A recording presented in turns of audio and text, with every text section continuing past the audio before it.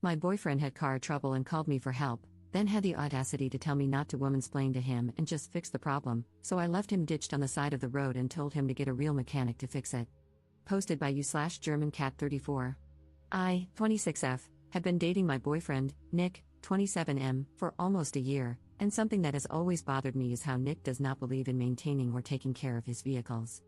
Background: to give some context, Nick bought his car brand new about 5 years ago and has put about 70,000 miles on it. Since purchasing the vehicle, he has never had an oil change, nor does he perform any kind of regular maintenance. I want to clarify that Nick's refusal to maintain his vehicle is not due to financial insecurity. He has an incredible job that pays him very well. As a hobby and side job, I like to restore vehicles for profit. I am by no means a mechanic. I mostly clean up vehicles, do bodywork, and paint restoration. However, I do have a pretty fundamental understanding of cars, and I know how to do the basics. The story: Nick called me yesterday on my day off, telling me he was about 10 minutes away from my house and had a flat tire. He asked if I could come help him out. I grabbed my tool bag and headed out. When I arrived, I saw that Nick not only had a flat tire but that his front left rotor was cracked, the rotor is part of the car's brakes, and his rim was bent beyond repair. I told Nick his car was undrivable and that he needed to call a tow truck. However, Nick started arguing with me, insisting that it was just a flat tire and not a big deal. I tried showing Nick how severe the damage was, but he insisted I was overreacting and that he just needed me to change the tire. I refused. In Nick's own words, I started mothering him about how poorly he takes care of his car. The argument escalated, and Nick lashed out, saying things like, "Just because you have a set of pink tools and watch YouTube doesn't make you an effing mechanic." After Nick said this, I started packing up my tools and told him that he was right. I'm not a mechanic, but he should probably call one because I wasn't going to change his tire.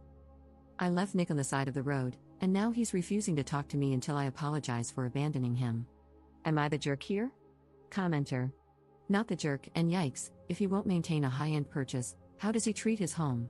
He has made fun of your car knowledge, yelled at you for making an accurate statement about his broken car, and demanded an apology, none of which you deserved. Is this how he normally responds to stressful situations?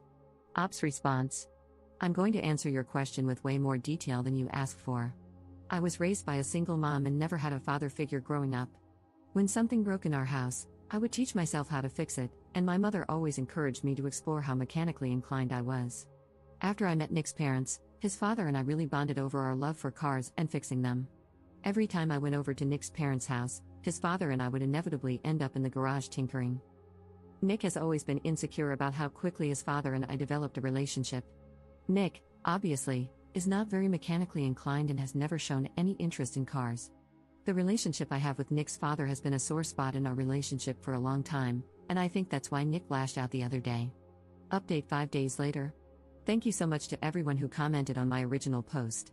I spent a few days reading all of your comments and taking some time to self-reflect. Vehicle update: Nick drove a Nissan Versa, and after I left him on the side of the road, he ended up calling a tow truck/mobile mechanic. When the actual mechanic arrived, he told Nick everything I had already explained to him. The mechanic also refused to change his tire and said he would only tow the car to a repair shop.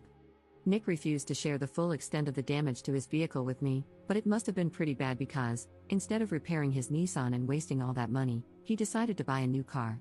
Relationship update: earlier today, I invited Nick over for dinner. I spent the whole day cooking and baking his favorite dishes: braised oxtail soup, drunken potatoes, and tiramisu for dessert. When Nick arrived at my house, he was in a wonderful mood and seemed to have forgotten, or forgiven, all about our argument. After some small talk and finishing dinner, I took a deep breath and told Nick how much I care about him but that I no longer wish to continue our relationship, romantically or otherwise. At first, Nick was shocked, but his shock quickly turned into anger. He felt I was insane for ending our relationship over what he considered a petty, unimportant argument. Eventually, he tried to apologize, but I told him an apology was no longer what I was looking for. The whole time Nick was talking, I sat on the opposite end of the table, listening with both ears and allowing him to say everything he needed to. When he was done, I reminded him of some of the wonderful times we had shared. I told him that we are both adults and could choose to end our one-year relationship with arguing and anger or on good terms by finishing a lovely last meal together. Nick calmed down after that, and his tone started to match mine. We didn't talk for much longer, but luckily I had planned ahead and had some tiramisu wrapped up for him, along with a small bin of all the things he had kept at my house. Before he left, I gave him a big hug and told him that if he ever needed someone to show him how to change a tire, I'd be happy to send him a YouTube tutorial. Life update. Over these last few days, I decided to treat myself by buying my neighbor's old 1978 Ford Ranger. The truck is an absolute hunk of junk and will probably take me over a year to make it look somewhat recognizable. But I figured it would be more productive and cost-effective for me to obsess over an old, broken truck than to fixate on broken men. I plan to stay single for a while and focus on taking better care of myself, as well as spending more time with my 3 German shepherds. Happy reading, everyone!